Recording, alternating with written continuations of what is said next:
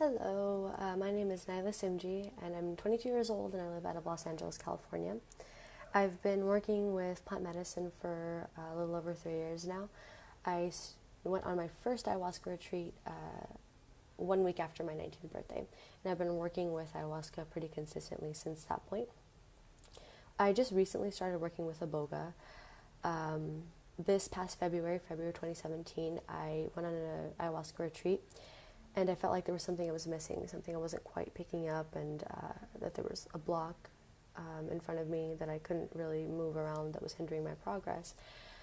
And it wasn't until a couple months later, with the help of an ayahuasca shaman, a very wise woman that I work with, that we put two and two together and realized that the reason why I wasn't moving forward is because I was experiencing a very strong call to the Iboga medicine, to Iboga. And just a couple weeks after that, I had gotten in contact with Anthony and Amber and booked a plane ticket and paid for a single ceremony, a single journey with them. I graduated a couple months later in June, and that was my graduation present to myself, to really explore who I am, explore and meet my soul, and get to know my spirit and forge a connection much stronger than I had ever known before. So in July, mid-July, I think it was, towards the end of July, I was on my way over to them and had my first journey. No, it was the last week of June. It was 2 weeks after my graduation. I was on my way over to them. I experienced a lot of calm, a lot of strength up until through my journey and up until getting to the retreat itself, which is pretty abnormal for me. I'm usually a bucket of nerves or a bundle of nerves prior to going into any ceremony, and that was very calming and really reassuring for me. The ceremony started off with a beautiful fireside talk from Anthony, where he shared a lot of his wisdom and a lot of the golden nuggets that he had gotten from Iboga in ceremony. He shared not only that, but a very, very important, crucial part of the medicine, which is the Bwiti tradition. He shared stories, truths that the Bwiti have shared with him and the medicine shares with him, and really spoke to the wisdom of the medicine and kind of formed an introduction to the medicine prior to even working with it quite yet. So it was a beautiful fireside chat that was just authentic, very genuine, and straight from the heart. And so that night we took the medicine, and I experienced something that I'd never experienced before, which was extreme, genuine, really strong connection to myself. I felt like for the first time in my entire life I had met myself. I had the opportunity to speak to my soul, to ask for help and guidance from the medicine directly, not through indirect channels, but very direct questions. And that was something that my soul, my body, my mind, and my spirit were all really, really aching for. And so through that one journey, I was able to really connect back to who I am, connect back to my intuition, connect back to my spirit and my strength and my kindness.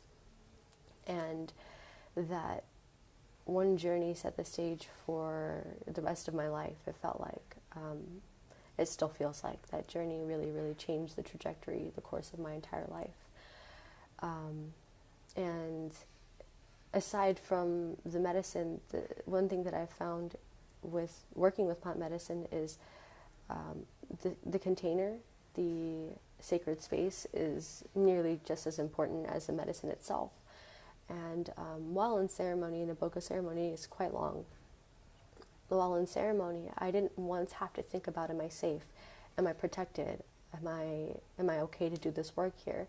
Anthony and Amber created such a safe, sacred, impeccable space the entirety of the night and days before and days after while I was still there, that I never once had to worry about, am I safe, or am I protected, or am I free to do the work that I need to do in order to grow.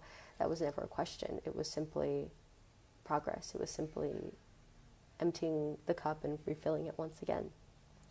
And that was something that I'm still eternally grateful for, because I find that very, very important, the container, the safety and the protection of the container itself. So Anthony and Amber provided a beautiful environment before ceremony, during ceremony, and after ceremony for us to really dig deep and get to know ourselves more than we've ever known before. So after my first journey, I felt called to go on a retreat. And so my next two experiences with Iboga, my next two journeys with Iboga, were in a full retreat setting. And through those two ceremonies, I truly experienced the inner workings and the more subtle wisdoms of Iboga. That meaning, I didn't necessarily have the intense fireworks show. I definitely had, visuals and things like that, but it was much different from my first journey. My second journey was much different from my first. My third was much different from my second. And I really began to understand the wisdom of the medicine, not needing to see everything that's coming up, and really just learning how to relax and find joy in any experience, no matter how uncomfortable it can be. And with that retreat, again, I felt like I was pushed on to a path that led me closer and closer to who I am, closer to my soul's purpose, and closer to a path of joy, a life of joy and happiness and simplicity. And if I could summarize the biggest gift that Iboga has given me, that this wise, incredibly intelligent plant has given me, is the absolutely invaluable gift of being able to know myself. Really understanding what my weaknesses are, understanding those, understanding where my mind takes over, where it runs on its own and I may lose the reins, understanding my strengths, what in this life do I have to offer to the world to make it a better place, what in this life do I bring to myself, what joy and happiness do I bring to myself and to others, what do I contribute to this world, to my family. And it also kind of realigned me with what my soul in this life is supposed to be doing. And those things, the main point of really understanding who I am is a gift that I'm eternally grateful for. And I'm not sure that I would have really truly gotten anywhere else other than with Iboga in a very sacred, safe setting that Anthony and Amber have provided. And that's something that I am just eternally grateful for, and something that I'm still integrating. It's only been a couple of weeks since my last retreat, but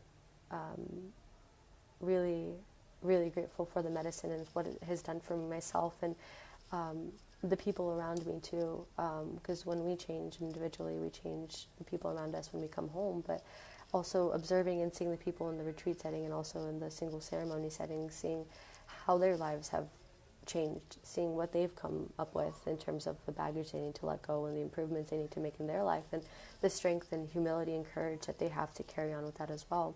Iboga really, in my opinion, brings out the strength and the courage that we have to be warriors in our own lives, be warriors for love and light. And that is a gift that is just really hard to put into words. It's something that I feel very passionately about, something that I feel like more people need to experience, because it's just so deep and so profound. Anthony and Amber really provide a safe, sacred, wholesome space with the lodging, just being comfortable the entire time. That's a big part of it. You want to be comfortable. Everyone wants to be comfortable, and just providing nutritious, really wholesome, soul-quenching food that nourishes every single cell of you, just provides you with what you need, the energy and the strength, the physical strength that you need to go through a long, grueling ceremony. You get that with the food that Amber provides. and just spirit and soul nourishment too. Anthony and Amber provide so much wisdom. Both of them, they know themselves very, very well. They don't claim to be like experts of the medicine or anything like that, but they really do have a good relationship with the medicine, and more importantly, have a very good relationship with themselves, so that they may be the best providers and space holders that they can be, and they do that very, very well. I'm eternally grateful to them for what they've been able to do for myself and for the people that for my family and for the people that I've met on retreats and ceremonies.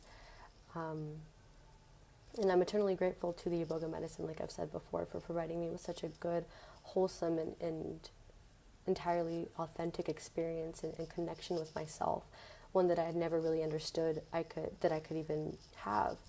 And I'm eternally grateful for the wisdom and the strength and the simplicity of the Bwiti and their traditions and their teaching as well. There is no Bwiti without Iboga, and they dedicate their entire lives to Iboga, to the truth, and to peeling back the layers, and that's something that we can all really, really learn from if we listen and tune our ears to doing so. So all in all, my experience with Iboga has been one that is really hard to put into words. Even making this video was really difficult because there's just so much that I can say that I just don't know how to put into words. It's quite an incredible medicine, and my life has changed because of it. So thank you all for listening. I hope this helps if you were, trying to make a decision to come and work with Amber and Anthony, or even work with the medicine. I can't imagine anyone coming to work with the medicine and leaving worse off than they came. I feel like you can only grow from working with Iboga. So thank you.